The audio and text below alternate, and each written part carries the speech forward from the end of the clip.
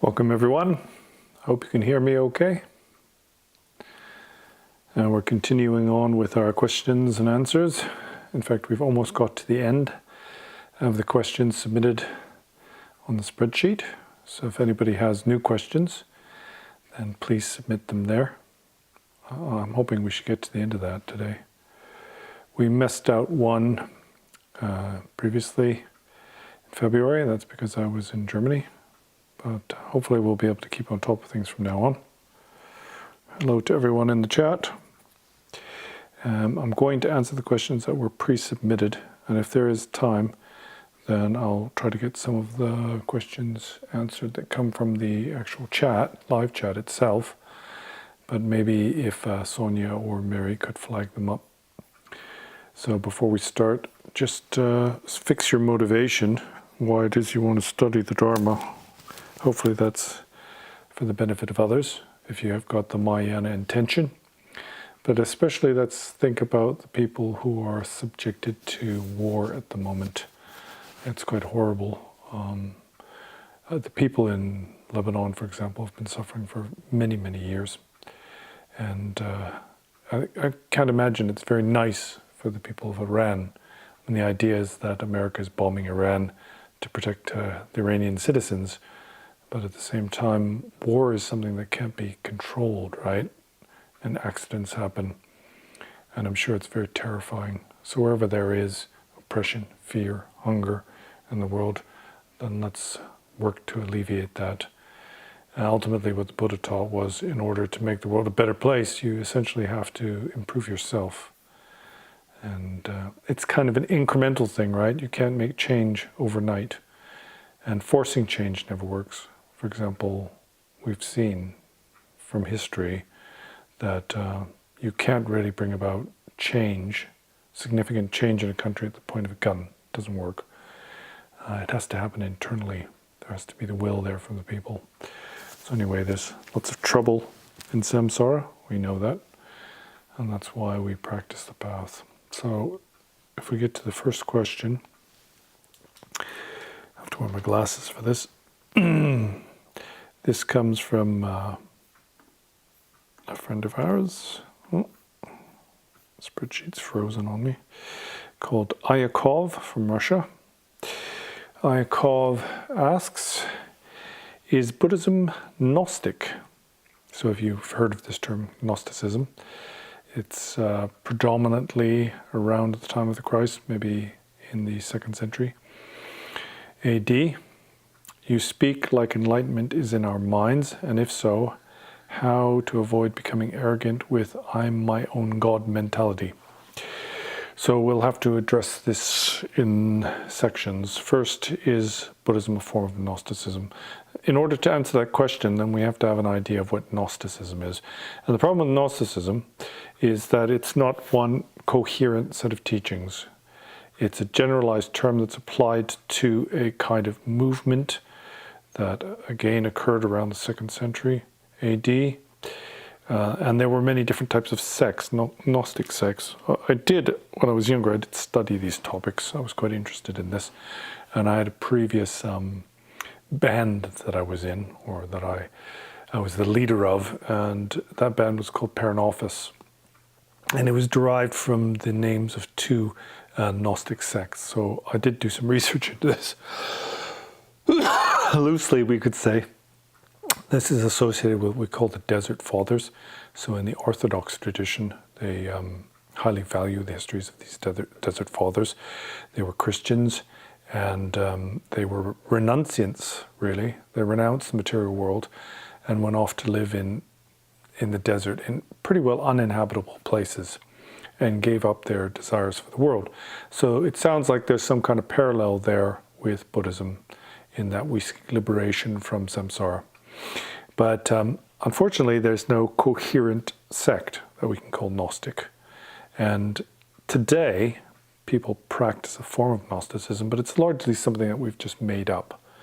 It's like this kind of idea of perennialism. And so it's very strongly esoteric and very strongly perennialist. What they've done is they've taken a lot of different ideas and put them together, and they label it as Gnosticism. but certainly isn't what Gnosticism was at the time. And also at the time, like the 2nd century, these different sects had very different ways of acting. They had very different methods. For example, one of them, the Ophidians, then practiced abortion because they believed that the mundane world was flawed and they didn't want to be born there, and so they actually practiced abortion, which sounds quite horrific, but it was based on their ideology, right? Whereas other groups were completely different. So some of them practiced self-mortification, etc. There was a lot of fasting, denial of the world. It seemed to have some aspects related to Hinduism as well. So let's look at what we know in terms of Gnostic beliefs. And the first thing is that it's almost universally accepted that these were dualistic beliefs. So here, this and Buddhism part ways, because inherently Buddhism is a non-dualistic tradition. Of course, in the Tantras, as I've mentioned many times before, there's different levels of Tantras, and these Tantras are classified in terms of how much dualism is involved within the kind of philosophy, the ideology. But it's progressive, so ultimately the view itself is a non-dual view. But in Gnosticism, there's a very strong sense of good and bad, so good and evil. And along with that, there's this sense that the material world is flawed and it's kind of bad or evil. And then the practitioner has to transcend that. And so in the lower levels of school in Buddhism, then we talk about achieving nirvana. We've got samsara and nirvana, and that seems to be quite a dualistic presentation. But again, this is provisional. It starts off talking about things in terms of the Four Noble Truths. For example, there is suffering, we want to overcome suffering. There's something called transcendence of suffering, that which we wish to achieve. But fundamentally, Buddhism itself is not based on this dualistic notion. The ultimate goal of our practice is to achieve a state which is the non-separation of samsara and nirvana, the state that's beyond good and evil. So it's a non-dualistic position. It's rather difficult because ordinary beings themselves aren't able to conceive what true non-duality is. It's something that only arises once you get to the higher levels of the Bodhisattva paths. So that's the 8th, 9th, and 10th levels. So that's like way beyond our scope of understanding anyway. So Buddhism is presented in stages, and it starts off with this premise that ultimately there is suffering, we want to transcend this. But we don't teach that there is good or bad, or that the world is good or bad. Or we don't teach that there's a separation between, for example, the flawed world and a perfect world, which is nirvana. What it teaches essentially in Buddhism is that we experience the world based on our own karma. And that kind of means actions, but fundamentally it means on our own perspective or outlook. So if we have a strongly dualistic outlook, then we will have more suffering. In fact, our lives will be more like roller coasters, a bit like bipolar spirituality. So ultimately we want to transcend this. So this is one fundamental point. That's the difference between these various Gnostic sects and Buddhism. And so they also have a belief in the creation myth, which is common to all Abrahamic religions. Again, it's not like Buddhism only has different levels of understanding. It's also the same within the Abrahamic religions. If we think of Judaism, then that gives a very dualistic presentation. But if we look at the inner metaphysical meaning of Judaism, that's encompassed within Kabbalism, right? Within the Kabbalah. And Kabbalah itself is a much less dualistic presentation. It's a much more esoteric presentation of the tradition. So they also themselves have these different levels. But in Gnosticism, essentially, they talk about a supreme God, which is the ultimate God, and this God is free of flaws. But then there's this kind of God of the Old Testament. It's not necessarily they believe this is the God of the Old Testament is false or wrong, but they talk about a demiurge. And a demiurge is kind of the God who created everything. So they believe in a creator God who created the flawed or broken universe. And then there's the supreme or ultimate God who is the one that we want to gain personal recognition or realization of. And both of these things are essentially refuted in the Buddha Dharma. We don't say that there is a creator, a separate creator of the universe, an agent, whether good or bad, and we don't say that there's an ultimate God, supreme God. Of course, you could equate a supreme God with the ultimate meaning. I did talk about this point with Brother Joseph recently, the Benedictine monk. So we tend to think of God as like this guy with a grey beard who lives in the clouds, you know, who kind of set the wheels in motion. They don't really believe that themselves. So we do talk about the ultimate truth, but we refute the idea of a creation myth and a creator. And as you know, then Buddhism believes in cyclic existence, so there's no beginning or end. It's kind of a meaningless wheel that just turns around. Really, we're at the center of existence. And based on our outlook, or perception, or habituation, then we project the world. And so we are the creators of the universe, and not some God, for example, who made a mistake in a broken universe that we need to transcend. So that's also a fundamental difference. And Gnosticism believes in gnosis, which is knowledge, right? And so salvation is attained through secret esoteric knowledge of one's own divine origin and the nature of the cosmos, rather through faith or repentance. I think the fundamental point here is that the Gnostics believe that this salvation won't come through doctrine. It's not just like the word of the church, or the word of the God that will bring about your salvation, right? What will bring about your salvation is direct knowledge.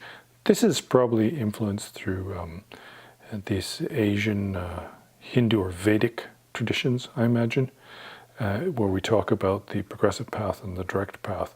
So this is similar. What we're looking for in Buddhism is direct knowledge. And it's something that we have to arrive at ourselves. And so the Buddha famously said, don't just take what I say out of reverence or faith. That's a very similar position. But there's many kind of perennial beliefs in all religions. So this doesn't mean that Buddhism and Gnosticism are essentially the same thing. It's also not like we only believe this, that you should develop direct knowledge. I have to say, in this, the guy's question, he was saying, Ayakov, he said, you speak like enlightenment is in our minds. That statement itself is not correct. We would never say that enlightenment is in your mind.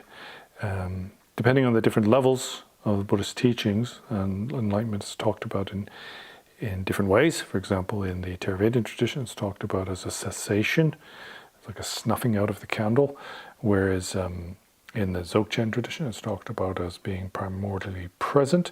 But when you get up to the higher levels of view, then to make distinctions between mind and enlightenment and mind experience would be mistaken anyway.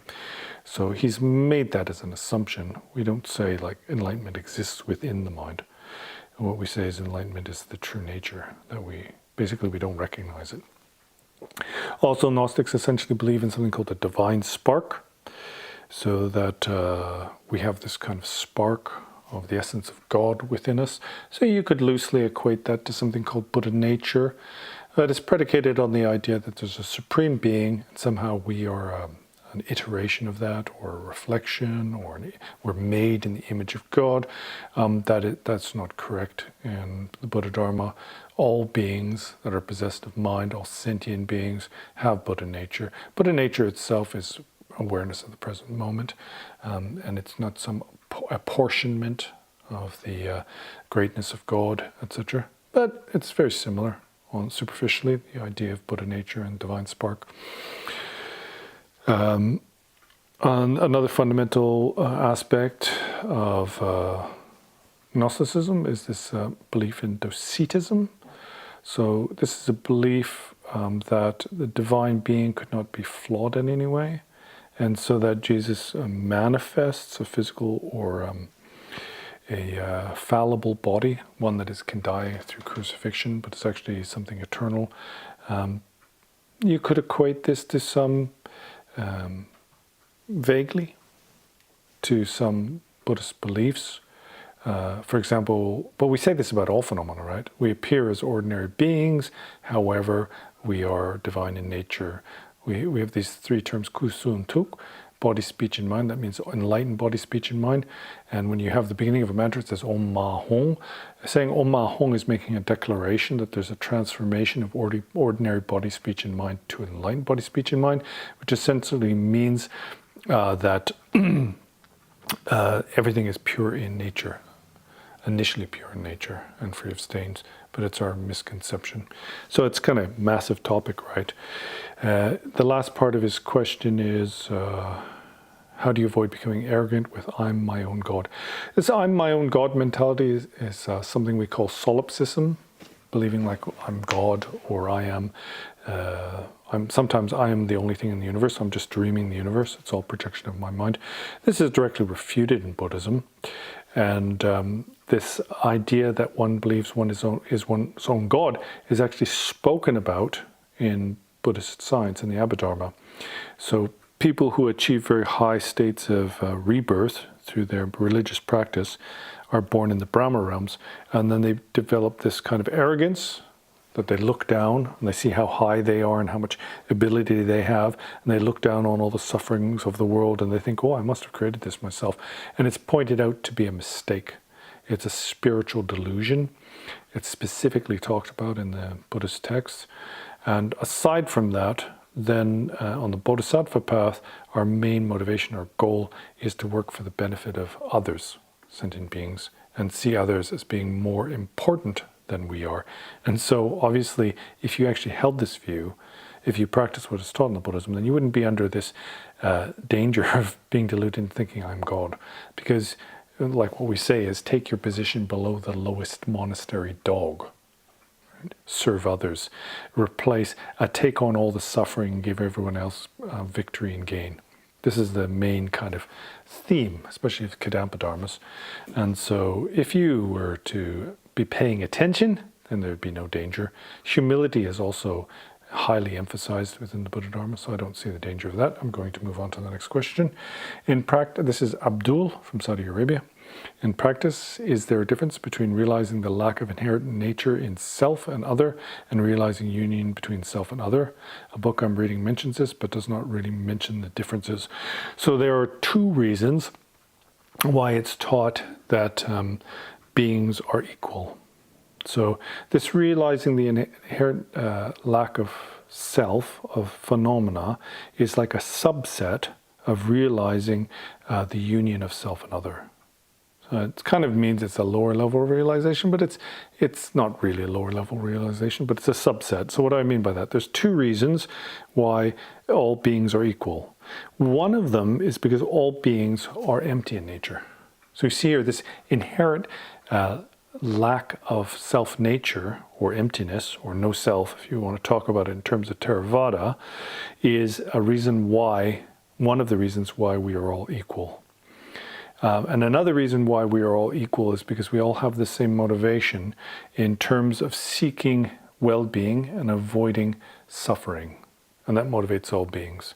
And then if you take the 7 points of mind training, this training on the awakening mind, loving kindness and compassion for all beings, then on top of that they say we're all the same because we're empty in nature, and also we have the same motivations. We want to be free of suffering and we want to achieve well-being. But on top of that, I'm only one and all sentient beings are limitless. And so they're more important than me. So in general, then the realization of equality, equanimity is a higher level of realization. As I said previously, this only happens on the pure levels when true non-duality is realized. That's the 8th, 9th, and 10th Bodhisattva levels. Whereas no self is realized by an arhat on the what we call the path of insight. And so that's when you're liberated from samsara. And that itself, this realization of the inherent lack of self, no self, is slightly lower realization than the realization of emptiness. And so as I've said before, then the arhat realizes the no self of the individual and half of the no self of phenomena, whereas Bodhisattva totally realizes the no self of the individual and the no self of phenomena. But that happens on the first Bodhisattva bhumi. And the realization of the union of all phenomena is non-separation of samsara and nirvana happens on the 8th, 9th, and 10th. And that's synonymous with the realization of Mahamudra Dzogchen, And so that Mahamudra Dzogchen is seen to be the highest level of realization. And it's very close. It happens very close to becoming an actual final Buddha. These high-level bodhisattvas to us are indistinguishable from Buddhas. So from that, right, then you can see that there is a difference between these. And it's quite a profound difference. And if you look into it, then if you unpack this, what I've said in this short, brief section, then you'll find that it gets deeper and deeper the more you look into it. So there's very specific differences, although they may be difficult to understand. So the next question is from Newfie Catgirl from St. John's, Newfoundland. In November 1st live stream right now, you say not to be a half-assed Buddhism. The English here is a bit funny. You say not to half-ass Buddhism. Okay, not to half-ass Buddhism. That if someone has to choose a religion, it would be it, and they lack commitment. I'm not really sure about what this language is. It seems a bit garbled. Should I then behave as if I believe without doubt in reincarnation or other mystical things? No, that's the exact opposite of what I've always said, that you're not expected to believe these things. You have to look into it for yourself. So everyone has what we call first principles. There are underlying assumptions. And scientists like to think that they're objective, but there's no such thing as objectivity. So subjectively, we all have first principles. We all have assumptions about reality. The most important thing for you to do is determine what your assumptions are, to understand what it is you truly believe in. But generally, if you ask somebody that question, they will assume that they can come up with an answer relatively easily. And especially in spiritual circles, then people will claim that they believe things that they absolutely do not believe. For example, these non-dual people, non-dual zombies, they believe that everything is non-dual, there's no practice to do, but if you throw a stone at them, they're going to duck, right? Because they see that stone to be something separate and to be something that's going to cause pain or cause harm. So they avoid it. So that's just an example of how our fundamental beliefs are in contradiction with what we claim to believe. And this is a huge danger on the spiritual path. So it's the worst thing you can do is to behave as if you believe it. However, you can use techniques as in a way of habituating oneself. And the best example of that is the 7 points of mind training. That's where we develop loving kindness, compassion for all sentient beings. And it's kind of very tactical. What we do is we choose an object that it's very easy to have love and compassion for. We cultivate that love and compassion until it's very strong. And then we move incrementally to the next object. So we go from, let's say, my mother or my family or my children, and then I move to my neighbors, and then I move to everybody in my city, and then I move to people I don't know, and then eventually I move my love and compassion in this way, contrived way, to even my enemies, people I hate. But you can't just jump from, I'm going to meditate on my love of my mother, love and compassion, and then jump to somebody I absolutely hate, right? If you're really triggered by Donald Trump, you can't just make that leap. But that's kind of what we do, especially in the West when it comes to the Buddha Dharma. We hear, oh, the Mahayana path is about having loving kindness and compassion, and you've got to have loving kindness and compassion for your enemy. And the first thing we do is try to practice with our enemy. That's not the way to do it. You've got to practice with the ones that it's easiest to practice with, until you gain certainty in that. And then it's like, well, what's the difference? Where's the dividing line between my family, right, my friends, and people I don't know? Why don't I have the same love for them? So you have to be kind of skillful. Of course, if you're going to practice like fake Buddhism, and I have to say most Buddhists practice fake Buddhism, it's cultural, right? It's inherited. They're brought up in a Buddhist society, a Buddhist country, you know, Thailand or somewhere like that, and then they just follow along with what they've been taught. Christians do this as well. Everybody does this. That's kind of useful for those people to engage in virtue. Like Buddha said, killing is no good, therefore I'm not going to kill. Just assuming that I believe in karma, cause and effect. That's what the Tibetans do. The people who live up in the mountains in the Himalaya, they have inherited beliefs. But it's kind of beneficial to them. But if you want to come to understand the true inner meaning, you can't do that. You have to have a different type of practice. If you need encouragement to practice virtue, that's fine. You can just say, well, there's karma, cause and effect. I better not do anything bad. I'm going to be born in hell. But if you want to come to realize the non-separability of samsara nirvana, it ain't going to work. Should I even decide that I must really believe in myself and strive to fool myself? No, the goal is not to fool yourself. The goal is to inform yourself. It's the opposite. So we've got an anonymous question from the United States of America. I was wondering why you still wear robes, even if they're lay robes, if the point was that robes are off-putting to others. So this is, my apologies if I missed something in your recent videos. So this is an assumption that I gave up my vows because of the robes. That's not true. I never said that. In fact, it's multifaceted reasons why I gave up my robes or gave up my vows, stopped being a monk. None of them were because of the robes. There are, in terms of this, I did speak about this, and even in that video, that there are positive and there are negative aspects of both of these. For example, if I go out in my robes and I meet someone who has a faith in Buddhism or spirituality and they just lost their mother, this has happened to me, then they see a monk coming down the street and they think, wow, this is really auspicious. And to them, it's a positive trigger. And for other people, then, for example, when I landed in Seattle coming back from Nepal, then it was a negative thing. They thought I was somebody who was a member of the Osho cult or something like that, and he was kind of really rude. The difference is that as a monk, then I have to wear my robes all the time. And as a layperson, I don't. And I don't wear my robes generally. I only wear them to teach. It's kind of symbolic in retreats and when I teach, or if I go to the retreat center, that sort of thing. And this is another thing, just practical issues. For example, if I'm climbing up a tree with a chainsaw, then wearing my robes is not only not convenient, it's also very dangerous. So that's a completely different issue, though. That's not a reason for giving up.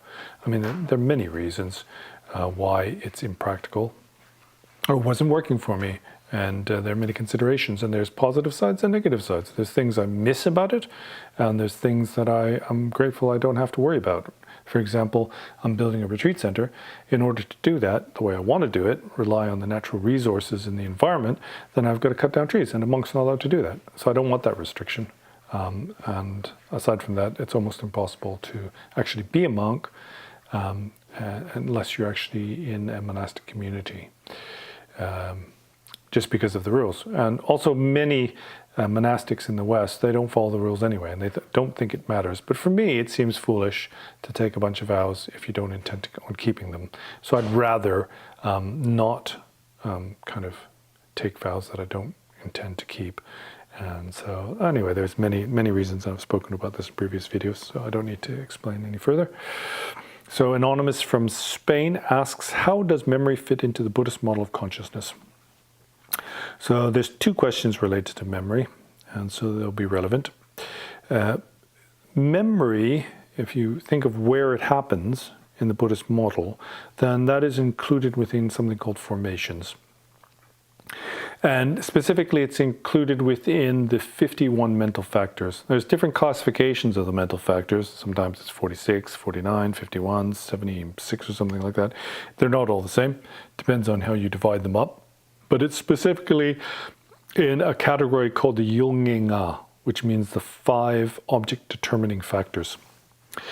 And so, for example, these 5 factors are kind of intention, aspiration, memory, meditative concentration, and higher intelligence. So these are 5 aspects of the Buddhist model that fall into the category formations in the 5 aggregates. And what is consciousness is the question. Is this part of consciousness? Well, in that model, then consciousness is a separate aggregate. And to understand what consciousness is, then you have to understand that it's only talking about phenomena that arise to one of the sense gates. So the easiest ones to understand, for example, are physical form is something that I see with my eyes. It's an event, it's a mental kind of event that appears to me. I see shapes and colors, and it's perceived by the eyes. Sounds are perceived by the ears. This is what we talk about when we talk about consciousness in the Buddha Dharma. And it's difficult because in the Hindu tradition, the way it's translated into English, then consciousness, what they mean by higher consciousness and consciousness is really what we call mind or awareness in Buddhism. So they're kind of the opposite thing. And it's also within Western science then they talk about consciousness as being this kind of defining factor that indicates self-awareness. But in Buddhism, that's not what we mean by consciousness. We mean the various things that appear, including mental consciousness, for example, things I imagine or I dream about, these sorts of things. And essentially, we've got like forms, feelings, perceptions or discriminations, formations, and consciousness. Those are the 5 aggregates, right? Essentially, the feelings and discriminations fall into the category of formations. It's a difficult topic, but I have explained it previously. So there's kind of 3 aggregates, really. There's the aggregate of form, which is physical matter, stuff that's external, like this phone, sounds, these sorts of things. And then there's the mental events. And then there is what we call consciousness in terms of the different phenomenal perceived objects. This term phenomena really means things that arise, the sense perceptions. And so that's what consciousness is. So consciousness and formations, where these Yul fall into, these object determining factors, then those are both one section of the aggregates. So they're kind of aggregates. And then if you were to ask, well, what's the difference between mind and memory? That's a much more complicated and difficult topic. So there's another question related to memory, and I'll maybe explain a little bit more with that. Christina from Spain says, I'm a new student following the content on YouTube mostly. My teacher belongs to the FPMT, so that's Lama Yeshe, I believe, his organization. And I go regularly to short calm abiding Vipassana retreats for the last few years in Europe. This is like the Protection of the Mahayana Tradition Society or something like that. Friends of the Protection of Mahayana Traditions, something like that. Lama Yeshe, it's not Lama Yeshe from Sami Ling. It's a Gelugpa Lama Yeshe who has various centers in India.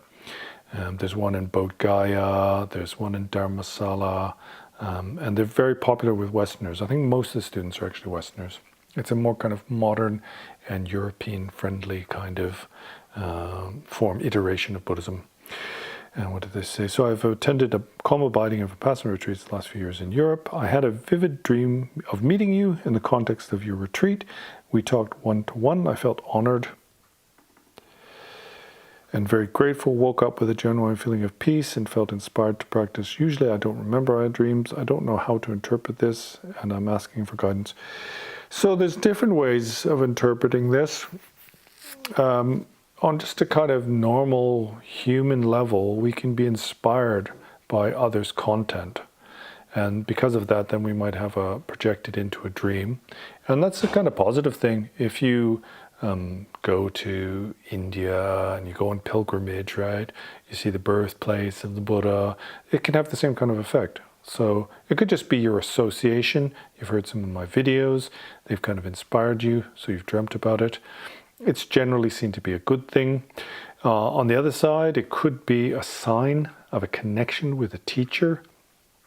And so normally if it was somebody significant, right, like, the Dalai Lama or Trengpa Rinpoche, then I would tend to lean towards this idea of it being a sign of a past connection with a teacher.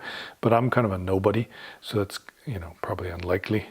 We're probably more or less very close in terms of our level of practice. But it can be related to past lives. So I firmly believe this. Something I've believed most of my life is that we have connections with others. So it doesn't have to be a significant student-teacher relationship.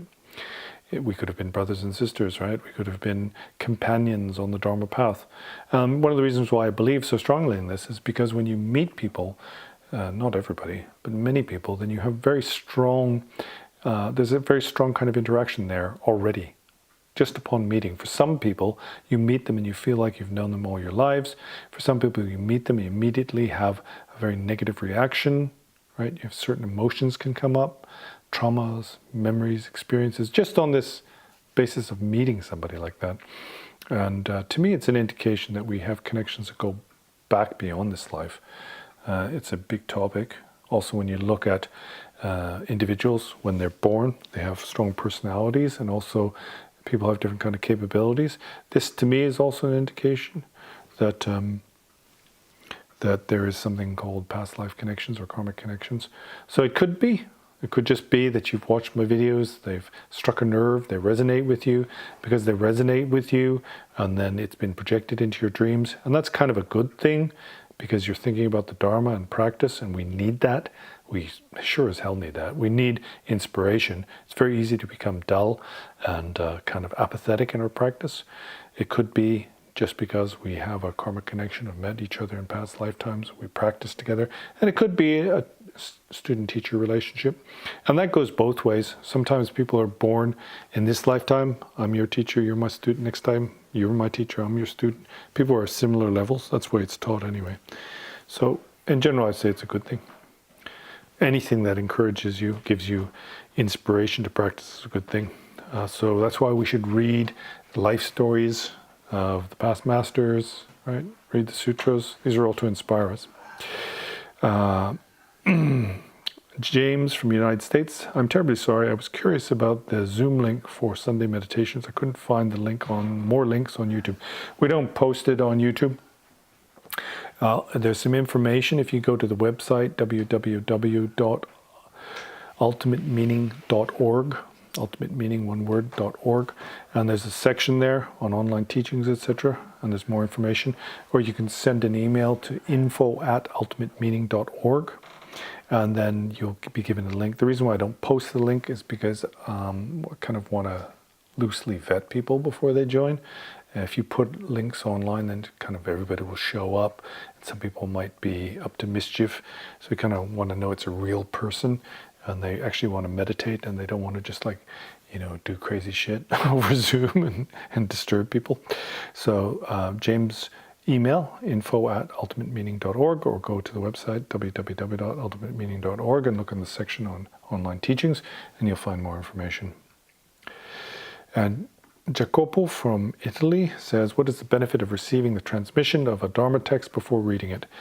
Well, for most Dharma texts, then, for many, not most, then you can read them without having a transmission. It's not absolutely essential, especially if it's the Sutra Paramitrayana texts, sutras and those sorts of things. Primarily we talk about transmission in association with the Vajrayana texts, the Tantric texts. I think that's quite important. It's kind of an authorization, but there's also this aspect of having an unbroken lineage. So, and this is something that's not just talked about in the Vajrayana, it's also talked about in the Sutra, because there's this special power of the sound, the transmission of sound, right? There's 3 gates of body, speech, and mind, right? 3 gates of virtue, also gates of non-virtue. One of them is the sound. And so it's a way of transmitting that. In the past, then the students, at the time of the Buddha, for example, then they didn't read texts, right? They only got things orally. They didn't start writing things down until quite later.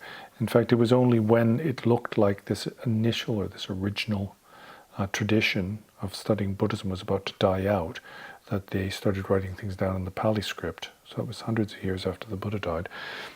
And up until then, it was transmission from mouth to ear. And that seemed to be the best way of doing it. So there's seemed to be kind of, sound is seen to be a kind of a thing called ngopo. So it's sound particles, and they enter into your being, and they have a physical effect. And so it's said to be important to have that transmission from somebody who else has had the transmission. So the idea is the Buddha spoke something to a student. They spoke it to their student, blah, blah. It goes on and on and on for thousands of years. And that same sound comes into your ear. So it's an unbroken lineage. So that's one aspect of it. The other aspect is this aspect of kind of permission. So it's a kind of validation of your ability to practice. And I'm talking about Vajrayana, right? These restricted practices. It's a way of getting permission. So there's also something called Wong, which is empowerment. That is the official permission to practice something. But in general, in the Vajrayana text, it's also taught that you should have the transmission before you even start studying it. We have this idea in the West that you can just read a book and learn something, but it's not the case. Really, the way to do it is to receive teachings. That's really important. And that process of receiving teachings means to be sitting in front of a teacher and for them to speak to you. So that's the process of transmission. It's not essential, but I recommend it, especially for the Vajrayana material. And also, don't have the idea that if you just read a book, you're going to be able to figure it out. It really requires the explanation of somebody with at least some understanding or experience, preferably realization. So that's why we get transmission from a teacher. Nelly from Spain, I've been noticing a pattern with a lot of spiritual folk, in particular white people who are Eastern-oriented spirituality, who are into Eastern-oriented spirituality, white people. Not trying to make this about race or anything, just an observation. Okay, why did you say white people? There seems to be a pattern of people dismissing the suffering of disadvantaged people by the pretense of, well, if they're in that position in this life, they must be clearing up some bad karma. Which always threw me off, because it just seems like repackaging Christian ideas of having to suffer to redeem yourself or whatever, while ignoring the system we're living in. Wasn't Buddha born to this world to help other living beings? Aren't we supposed to help those less fortunate as well? Because the truth is, nowadays most people who are into spirituality and self-growth are those who at least don't have to worry about where to get their next meal from. I'd love to hear your take on it. This is a common misconception. The idea, for example, that karma is some kind of cosmic retribution or a form of punishment. The point of karma is not that if you do something I don't agree with, then you'll be punished. The point of karma is that if you actions have consequences. So, for example, if you get angry, there will only be negative consequences for that, even if they don't seem to manifest immediately. But people see this. They see like karma is like blaming the victim kind of thing. But if you believe that, you're kind of completely getting it out of context. And also you don't understand the time scale, the scale of what we're talking about. Because everyone has infinite karma. If you believe in what it teaches in the Buddha Dharma, then we've had infinite iterations of ourselves. So we've done all kinds of things. We've all done the worst things, we've all done the most amazing things, but it's not certain when those will ripen. So the point isn't to blame others or to blame the victim. The point is to fix your motivation on acting in an appropriate manner in the present moment. It's not you're being punished. And I know there's people in the West who do this. They're similar to non-dual zombies. They just use misunderstood interpretations of what it says in the text in order to justify their own opinions on life. And also the Buddha wasn't trying to teach a system to fix the broken material world. This is another mistake people make. They sort of judge the Buddhist teachings based on what we call mundane objectives. For example, to make the world a better place. I've spoken about this so much, and the book I'm writing involves quite a lot on this topic. But for example, if you were to ask, how do you make the world a better place, and you ask a materialist, then they would say you have to create more wealth, right? And a scientist might say, well, the problem is we don't have enough knowledge. If we just understand everything, then everything will be fine. The Buddha said it's not, those things aren't the most important thing. Material wealth, knowledge, these aren't the most important things. It's basically, you could have supreme intellectual knowledge, but if you have selfishness, greed, hatred, etc., then it will lead to negative consequences. It's whether or not you have the kleshas that matters. And this is the point about karma. And ultimately, it's not good to act in a way just to save your own ass, stop yourself from going to hell, for example. Eventually, you have to realize emptiness. And what it's taught is once you realize emptiness, there's no way for you to commit negativity, because you also lose all your selfishness. And selfishness is taught to be the root of all our problems. And there's no telling where you will be next lifetime. Just because somebody, for example, Elon Musk might have a lot of money in this lifetime, it doesn't mean he's going to be in an advantageous situation in the next lifetime. But if you just extract from Buddhism anything that cannot be empirically proven, right, through empirical evidence, and you have a totally materialistic view, then your kind of calculus, the way you live your life, is going to change drastically. For example, if there is only this one life, then Buddhism doesn't make sense. These are things you have to resolve. Otherwise, you're always going to misinterpret the meaning of what it teaches in the Buddha Dharma. And provisionally, if you haven't got faith in past and future lives and karma, cause and effect, then for those people who are said to be those of the kind of ordinary beings of the lowest ability, then what's most useful for you is to believe that if I do something negative, it's going to result in negative consequences. Because then you will avoid those negativities. You're not going to change the world through ideology. For example, communism, religious ideology. These things, you can make up any system you like. It's not going to change the world overnight. We've been going around in circles, right? We thought we were becoming more civilized, and we've gone beyond our negativities of the Middle Ages, but we're just falling back into our old habits. And that's because we haven't conquered the foes, the maras. The maras are our own anger, greed, desire, right? Jealousy, these sorts of things. Until we've conquered those, then we will continue to spiral. And like I say, you can introduce any ideology you want, as long as people are still motivated by self-interest, etc. It's never going to work. It's going to have negative consequences. I mean, on paper, communism sounds great, right? You know, egalitarianism, etc. But in practice, it didn't work. Why didn't it work? Because there were a lot of greedy, evil men who were in charge of the government. So what we need to do is we need to conquer our negativity.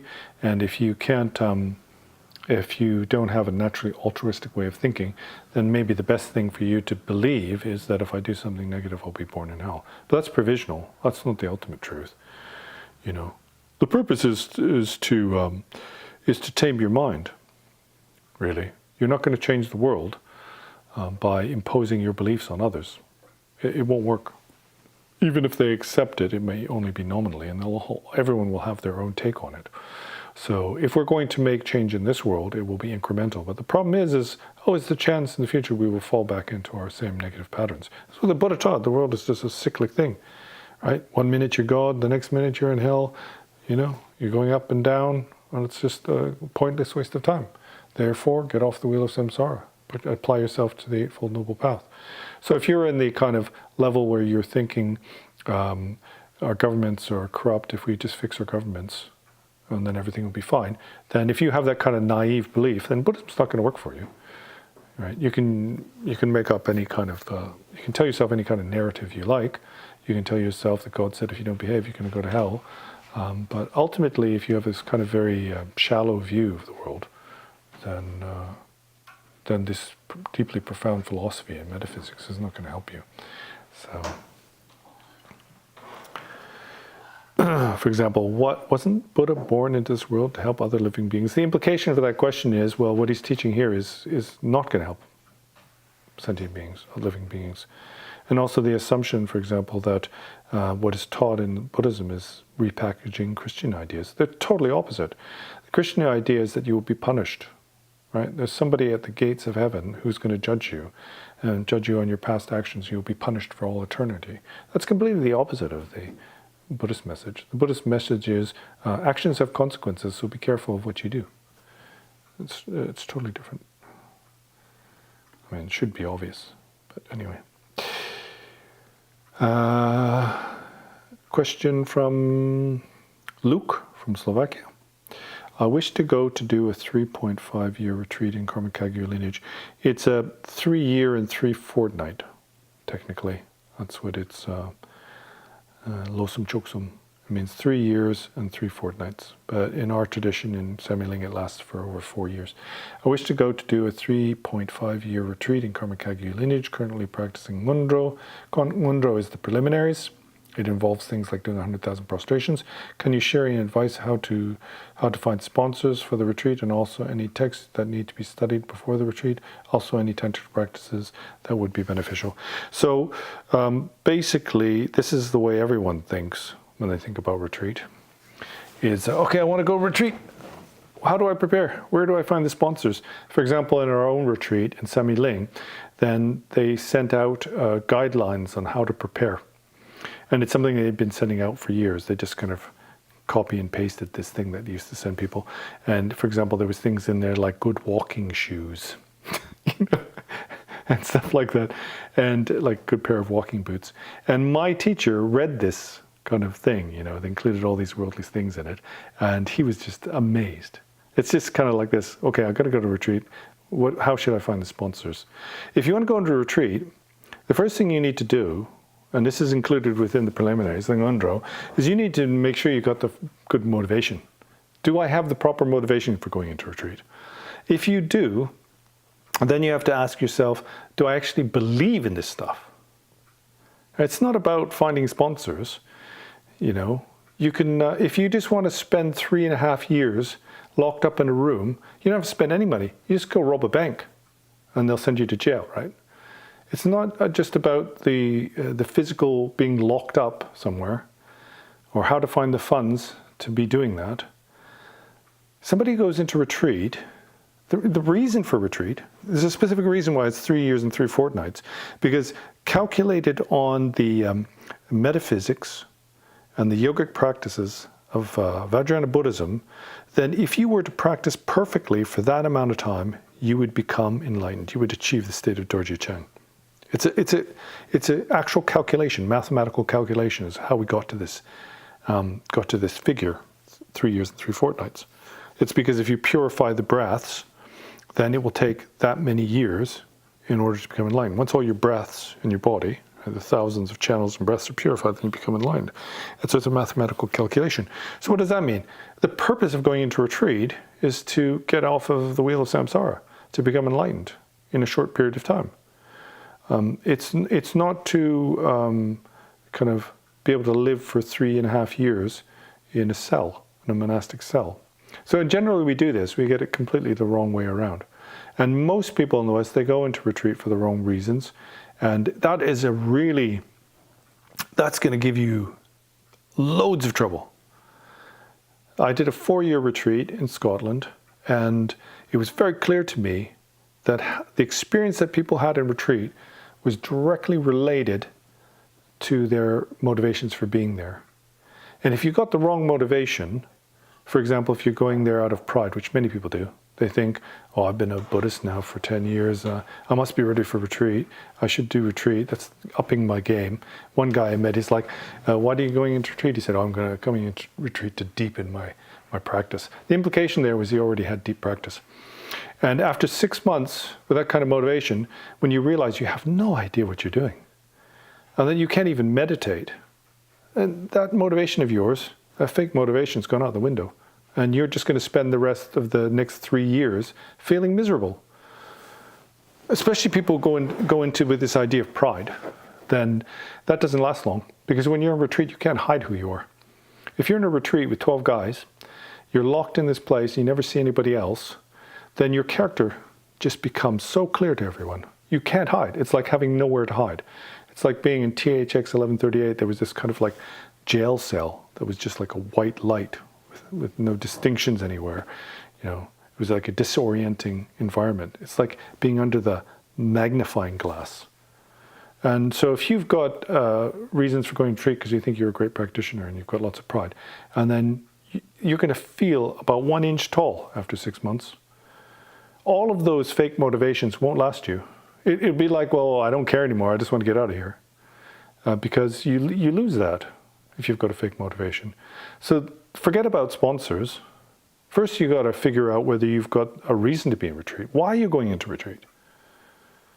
And once you have a firm idea of why you're going into retreat, then you have to ask yourself whether why do you think that doing retreats can actually help you achieve your goals? Motivation is so important, and also understanding what you view is really important. And many people, they try to go into retreat too soon. I mean, most people don't have a good reason to be there. And if it's got to do with, if your main consideration is how to find sponsors, then you're also going to have huge issues. And it's also something you can't prepare for. Aside from thinking about like the logistics of going into retreat, you should try to see if you can find a retreat that's going to be a good retreat. Because most of them aren't. Many retreats, then the students are basically given some empowerments, and then they're just thrown in there, and they spend 4 years in retreat, nobody giving them any guidance. And if you don't know what you're doing, right? You're meditating 12, 16 hours a day, doing these practices. If you don't really know what you're doing, you're going to get really fed up with that really, really quickly. And you see people in there, they're just climbing up the walls. You know, for me, my retreat was no problem whatsoever because I had a very firm motivation and I really believed in what I was doing. And for me, it was joy. The whole thing was just the most amazing opportunity ever. But I could see people struggle. In fact, most people who were in retreat struggled greatly. They couldn't wait to get out. And by the last year, many people had already basically given up on it. They started rebelling, right? But it's because they came in with their own motivation. So before you start looking for sponsors, you need to find out whether you actually want to be in retreat, what you're going there for, and whether you're ready for it or not. Most people aren't ready for retreat. And it can be very dangerous. People almost lose their minds. Or you'll run away, right? And then you run away from retreat, and then you've got this black mark, and you feel embarrassed, right? Like you failed. It's not worth it. One guy I was in retreat with was going crazy. He was like climbing up the walls. He was just going through these cycles of becoming so agitated and angry and threatening to kill everybody. And then you're locked in the room with these guys for 4 years, and sudden embarrassment, go silent for 3 days, and then come back in, try to pretend he was all normal, everything's okay. It was just a hardship for him, non-stop for 4 years. And many people in the West, they go into retreat and then they leave after 6 months because they're just not ready for it. Well, that's not good. And that's why many of the retreats these days are empty. It's very hard to find a retreat these days. Well, a lot of places, what they're doing is they're doing this 1 year on, 1 year off. Going to retreat for 1 year, or they do home retreats. And that's because I think the retreat masters have realized that most people aren't really ready for this. Better get on with it a little bit. And don't worry about the tantric practices. Tantric practice is super high. You should find out if you're going to get instructions if you're going into that retreat. Who's the retreat master? Don't ask who the sponsors are. What are they practicing? Who's the retreat master? Look at their previous history. Has there ever been trouble here? If you've been in a retreat center where there's been fighting or trouble, don't go there. It'll be the worst thing for you. The karma, the interdependence is so bad. It could ruin your life. What are your thoughts concerning the various Buddha bodies in the Mahayana? How do you see that related to bardo and the rainbow body, if applicable? Thank you. Yeah, these things aren't directly relatable or applicable. The different kayas, the Buddha bodies, there's 3, sometimes there's 5, but essentially, if we just look at the 3, then it's kind of maybe more or less easy to understand. There's what we call the form kayas, and there's what we call the ultimate kaya, or the manifestation of the ultimate reality. And so the form kayas are related to the appearing aspect, and the Dharma kaya, the kaya of the ultimate meaning, is related to the emptiness aspect. And they're connected with what we call the 2 benefits. So there's the benefit of self and benefit of other. A self-benefit is to achieve the Dharmakaya. And achieving the Dharmakaya means realizing the ultimate truth. That is the realization that abides in the mind of a Buddha. Right? That's our goal. The Rupakaya is how that manifests for others. So the Nirmanakaya, which is one of these Rupakayas, is what we traditionally see as a Buddha wearing yellow robes with a bare shoulder and this like lump on top of his head, who teaches the Dharma for others. That's a physical manifestation. And the Dharmakaya is what the Buddha had realized. There's something else called the Sambhogakaya, which is kind of called the body of enjoyment. But the Sambhogakaya doesn't appear for ordinary beings. That's the form, the image of the Buddha that appears to noble beings, so people are enlightened. So ordinary beings don't perceive this. So this is a kind of form kaya. And when we talk about, for example, the bardo and rainbow body, these are completely different topics. The kayas themselves are related to the sutra teachings, the Paramitra Sutra teachings of the Mahayana. They're not accepted by the Theravadan school. And the bardo and the rainbow body are specific to Tibetan Buddhism. And there's different types of bardos, and I did a video on this, you might look that up. There's like 6 different types of bardos. But the one you're traditionally thinking about is when you die, then you go into the bardo, then you're reborn. This doesn't appear for Buddhas. Buddhas don't enter the bardo. They can see other beings in the bardo, but they don't go through this process, because this is the process of being reborn again, right? You can be liberated in the bardo, so you can be an ordinary being in the bardo, and then in the time of the bardo, using the Bardo Todro, which is the Tibetan Book of the Dead, or some similar process, or one of the 6 yogas of Naropa, then you can be liberated in the bardo. Rainbow body is a manifestation of enlightenment at the time of death. So again, these are kind of mixed up topics. what you need to understand about the kayas is that there is the supreme kaya, which is enlightenment, that's realization, that's awakening, and then the other kayas are manifestations, which are provisional or temporary. Basically, all kayas are the Dharmakaya, but we don't recognize that. Everything is enlightenment. The single one truth is the truth of awakening. But provisionally, for ordinary beings, and first we have to think about things like the four truths. There's suffering, there's a freedom from suffering. We have to think about the two truths. There is ultimate reality and there's provisional reality. But in the highest level of teachings, the teachings associated with the rainbow body, for example, then there is only one. There is only enlightenment. Everything is perfectly pure. And that is essentially the Vajrayana view. Okay, we've run out of time, so I better get going. But what we should do is just dedicate any virtue that may have arisen from this interaction, this conversation, so that all beings may achieve a state of final bliss and happiness free from suffering. And so, until next time, then see you later.